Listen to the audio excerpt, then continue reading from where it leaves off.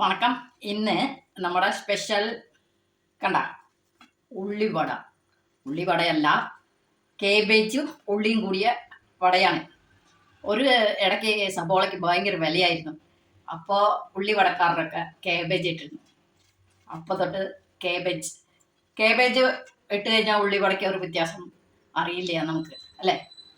എന്നാൽ അതും ടേസ്റ്റാണ്. കേബേജ് ഉള്ളത് ഒരു വ്യത്യാസമൊന്നും ഉണ്ടാവില്ല, അടിപൊളി ടേസ്റ്റാണ്. ഓക്കെ, കണ്ട അടിപൊളി ടേസ്റ്റാണ്. ഓക്കെ,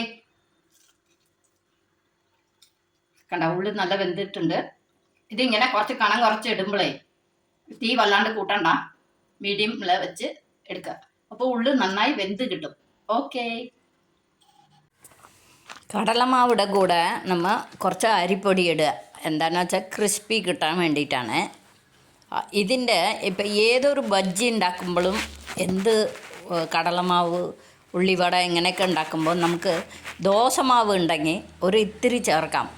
അപ്പോൾ നമുക്ക് കുറച്ച് നല്ല ക്രിസ്പിയും നല്ലൊരു ഇതും കിട്ടും. ഈ സോഡാപ്പൊടിയൊന്നും ഇടേണ്ട ആവശ്യം വരില്ല. ദോശമാവ് ഉണ്ടെങ്കിൽ, ഇപ്പം എൻ്റെ കയ്യിലില്ല, എന്നാൽ ഞാൻ സോഡാപ്പൊടിയൊന്നും ചേർത്തിട്ടില്ല. കേബേജ് കുറച്ചും ഉള്ളി ഒരു ചെറിയ സബോള മാത്രം എടുത്തിട്ടുള്ളൂ.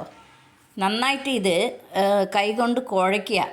മാവും ഇതൊക്കെ ഇട്ടിട്ട് കുറേശ്ശെ വെള്ളം ഒഴിച്ചാൽ മതി. ഇതിൻ്റെ വെള്ളത്തിൻ്റെ അംശം ഉണ്ടാവും. അത് നോക്കിയിട്ട് കുറേശ്ശെ വെള്ളം ഒഴിച്ചിട്ട് നന്നായി കുഴയ്ക്കുക. എന്താണെന്ന് വെച്ചാൽ ഈ ഉള്ളി ഒന്ന് വിടർന്ന് കിട്ടാൻ വേണ്ടിയിട്ടാണ്. ഓക്കെ, ഇപ്പം മീഡിയം ചൂട് മതി. വല്ലാണ്ട് ചൂടാക്കിയാൽ മോൾ ഭാഗം കരിഞ്ഞു പോകും, ഉള്ളിൽ വേവില്ല. അത് കാരണമാണ് മീഡിയം തീ വെച്ച് അടുപ്പ് മീഡിയത്തിൽ വെച്ചിട്ട് നന്നായിട്ട് ഫ്രൈ ചെയ്തെടുക്കുക. അടിപൊളി ഈ കളറ് വരുമ്പോൾ നമുക്ക് മാറ്റിയെടുത്ത് കഴിക്കാം. ഓക്കെ, കണ്ടില്ലേ, സൂപ്പറായിട്ടില്ലേ?